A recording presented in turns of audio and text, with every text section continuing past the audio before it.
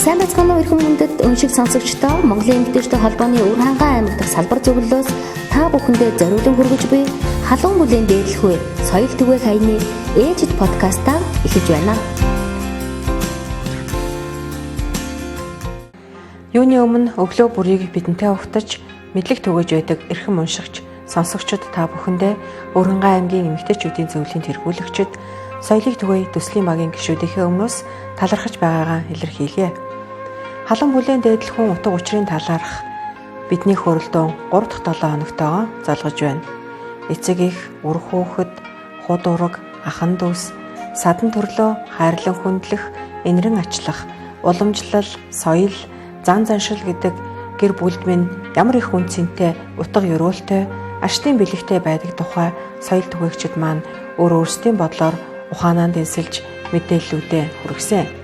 Тэгвэл энэ 7 хоногт бид төвшин амгалан гэр бүлийг уралхуун тухай хүрнэлдэж сэтгэлийн болоод биеийн амар амгалан зогцлоож эрдэм мэдлэг амьдрах ухаанд хичээн суралцах нь халуун бүлийн минь оршихуун бас нэгэн үнцэн юм хэмээн мэдлэгийн хаваалцнаа. Хүмүүс бид элдэг муу зүйлд сэтгэлээ бэлчээн самууралгүй, сэтгэлээ жилээн зүдрэлгүй, уужуу тайвуу, уян эвсэг, өгөөмөр нинжин, чин үнэнч, тус чинрэнгүй, тэнхээ хатамжтай, зориг бодрангуй сэтгэлийг халуун бүлдээ төвшөтгэж гимэн эрүүл чирэг, эрдэм боловсралтай, амьдралын чадвартай Монгол хүнийг төлөвшүүлэх юм. Зөв төлөвшсөн хүн халуун бүлээс минь гал таслан өөр нэгэн өрх бүлийг бадамлуулан дэвжих учиртай юм аа.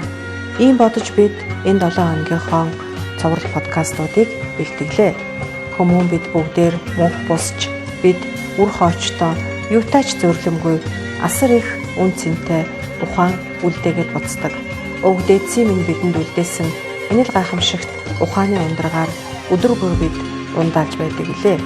Монголчууд бид авхаасаа өгөх нь хэмээн бэлгшээдэг ард түмэн. Тийм болохоор өөртөө мэдлэгийн амьдралын ухаанаа бусдад түгэж хуваалцаарай хэмээн та бүхнээсээ хүсье. Халуун бүлээрийн төвшин амгалан жаргал дүүрэн байх болтугай.